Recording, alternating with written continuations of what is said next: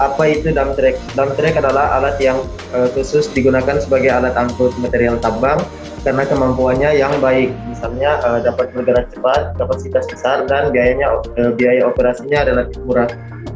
Kemudian di sini ada jenis-jenis dump truck. Ada terdapat beberapa faktor yang digunakan dalam uh, penentuan jenis-jenis dump truck, yaitu berdasarkan cara mengosongkannya, dan yang kedua berdasarkan ukuran muatannya, di mana muatannya dibuang ke belakang. Itu adalah end dump atau real dump. Kemudian ada side dump. Sedang jenis dump truck yang memiliki cara pengosongan bak yang dimana muatannya dibuang ke samping. Kemudian ada bottom dump. Jadi jenis dump truck yang memiliki cara pengosongan bak yang dimana muatannya dibuang melalui bak bawah bak. Kemudian di sini ada berdasarkan ukuran muatannya. Ada dump truck yang berukuran kecil, memiliki kapasitas angkut maksimum 25 ton. Jadi lihat seperti yang digambar. Kemudian ada dump truck ukuran sedang, di mana dump truck berukuran sedang memiliki angkut maksimum 25 sampai 100 ton. Terus ada dump truck ukuran besar, dump truck yang memiliki kapasitas angkut maksimum lebih dari 100 ton. Ini ada keuntungan dan kerugian dump truck. Yang ini data dari ukuran kecil. Keuntungannya lebih lincah dan kerugiannya kapasitas yang lebih kecil. Bisa dibaca sendiri. Dan di sini bisa dilihat ini adalah dump truck yang berukuran besar, di mana keuntungannya jumlah sedikit sehingga biaya investasi dan pemeliharaan kecil. Kemudian kerugiannya biaya angkut besar, waktu muatan besar khususnya bila alat gali berukuran kecil. Selanjutnya ada dozer. Bulldozer atau dozer merupakan jenis alat berat yang digunakan untuk sebuah pembangunan konstruksi.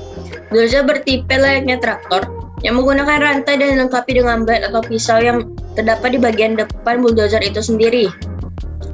Dozer terbagi atas dua jenis. Yang pertama, dozer crawl mode atau dozer yang berjalan dengan rantai, yang merupakan dozer dengan daya lebih besar. Artinya daya dorong dari crawl mode dapat digunakan pada medan yang lunak seperti medan tanah berlumpur, bisa juga digunakan pada medan yang tanah kasar dan berbatu. Yang kedua ada dozer wheel mode bulldozer, yaitu dozer yang berjalan dengan ban. Dozer ini bersifat lebih lunak karena alat berat yang satu ini dapat beroperasi tanpa merusak jalan ketika digunakan di jalan raya.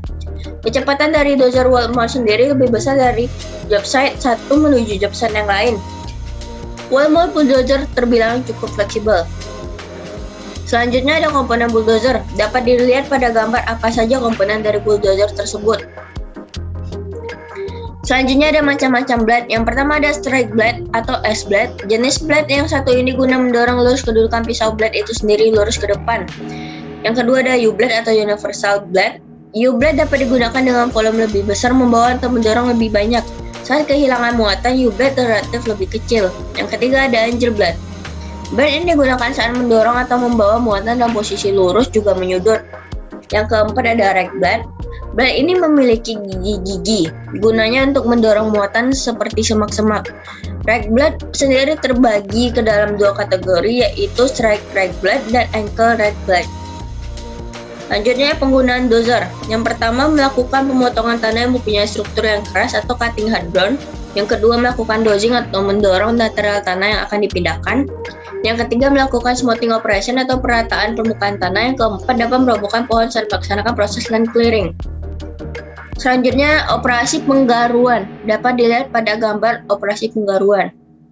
Baik, selanjutnya adalah scraper. Pengertian dari scraper yaitu alat berat yang berfungsi untuk menggeruk, mengangkut, dan menabur tanah hasil pengerukan secara berlapis.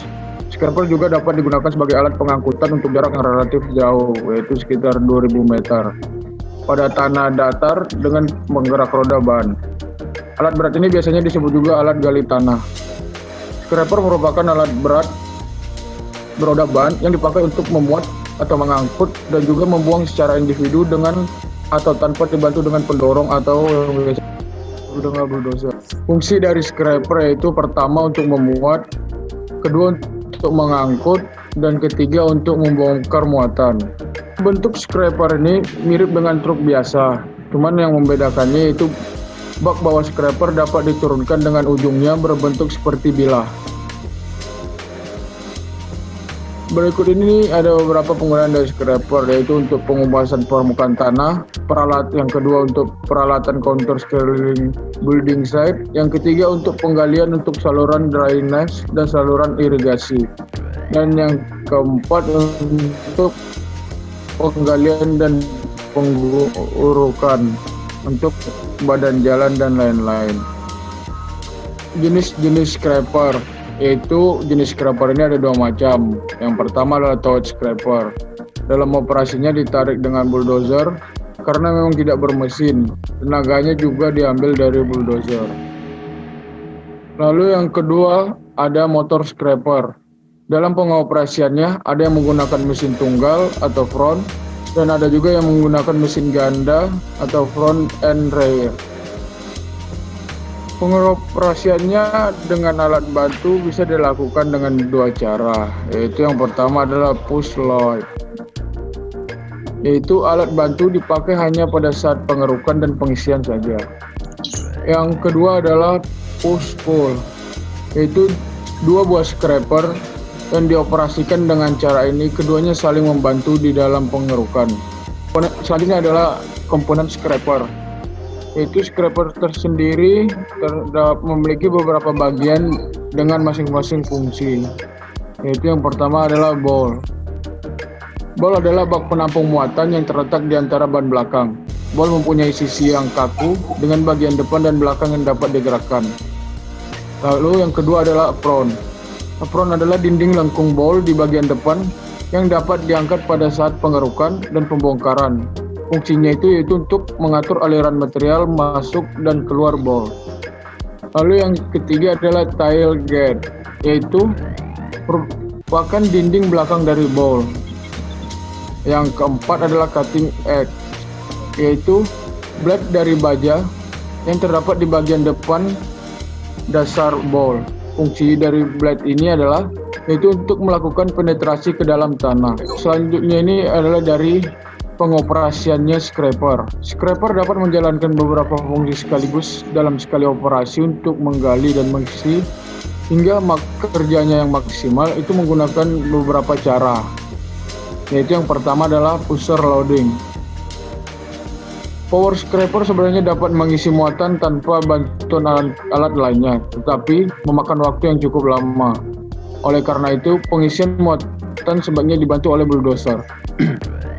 Yang kedua adalah downhill loading, yaitu diusahakan agar pola kerja power scraper selalu menuju bagian yang lebih rendah, agar gaya berat alat akan membantu power scraper dalam mengisi muatannya sendiri, sehingga menggunakan waktu yang cukup singkat atau yang lebih singkat. Selanjutnya yang ketiga adalah straddle loading. Straddle loading adalah suatu pola pemuatan atau pengisian power scraper di mana tiap dua kali pengisian, bagian tengahnya ditinggalkan kurang lebih selebar 5 feet. Yang keempat yaitu untuk mengangkut. Hal yang perlu diperhatikan dalam mengangkut material menggunakan power scraper yaitu kecepatan geraknya, karena power scraper yang menggunakan pola roda karet sangat disukai karena memiliki kecepatan yang sangat tinggi. Yang kelima yaitu menyebarkan material. Dalam menyebarkan material ada beberapa cara yang baik untuk mengosongkan, lalu menimbun, dan menyebarkan material muatan menggunakan power scraper. Yaitu cara yang pertama adalah apron atau pinggiran. Cara yang kedua adalah jika material sangat lengket atau misalnya itu seperti material yang diangkut adalah lempung, apron perlu dibuka atau ditutup beberapa kali agar material mau keluar dari bowl. Lalu blade diturunkan sampai ketebalan yang dikehendaki. Itu cara ketiga yaitu penyebaran akan merata jika kecepatan power scraper disesuaikan dengan kecepatan keluarnya material dari dalam bowl. Yang cara keempat itu seperti material yang mudah mengalir keluar atau misalnya pasir dapat disebarkan dengan kecepatan tinggi dan biasanya mudah diperoleh. Sebaran materialnya berupa lapisan-lapisan yang tipis serta merata. Lalu yang keenam yaitu menggali tanah penutup tipis dan tebal. Seperti contohnya pemakaian untuk menggali tanah penutup yang terlalu curam Power scraper harus dibantu dengan bulldozer. Jika kecuramannya telah dikurangi atau sudah dilandaikan menggunakan bulldozer, maka barulah digali menggunakan power scraper dan tanah diangkut ke tempat lain. Maka cara penggalian tidak diarahkan ke sisi tebing yang curam, tetapi kurang lebih sejajar dengan tebing tersebut. Namun sedangkan bila lapisan penutup tanah sangat tebal, maka cara penggalian tidak diarahkan ke sisi tebing yang curam, tetapi kurang lebih sejajar dengan tebing tersebut. Pemilihan peralatan pertambangan. Parameter dasar. Yang pertama, karakteristik lokasi, karakteristik deposit, parameter tambang, tipe atau metode penambangan, sistem penambangan, pemilihan peralatan, dan satuan operasi. Satuan operasi penambangan. Tahap dasar yang digunakan untuk menghasilkan mineral atau batu bara sama dengan keterlibatan tahap pendukung. Operasi produksi. Tahap-tahap yang memiliki kontribusi langsung terhadap ekstraksi mineral atau batu bara berupa siklus produksi. Operasi pendukung. Tahap-tahap yang mendukung siklus produksi. Siklus produksi menggunakan satuan operasi yang dapat dikelompokkan atas dua fungsi, yakni pertama pemecahan batuan dan penanganan material.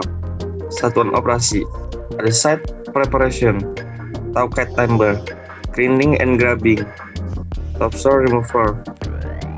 Bagi dua ada prepared drain bridge and piping. Yang prepared drain bridge ada drilling dan blasting.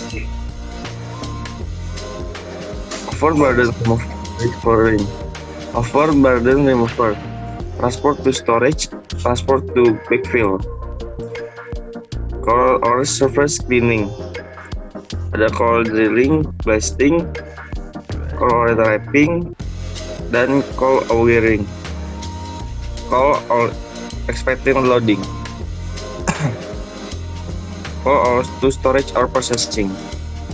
Suka parting removal, next filling from storage, export degrading, next topsoil replacement, panel grading, refrigeration, and monitoring. Sistem penambangan. Sistem penambangan ada pemboran dan peledakan. Ada pemboran dan peledakan cyclic excavator atau pembuangan langsung. Ada pemboran dan peledakan continuous excavator atau pembuangan langsung. Penggarukan excavator atau transport kombinasi penggaruan. Cyclic excavator truk.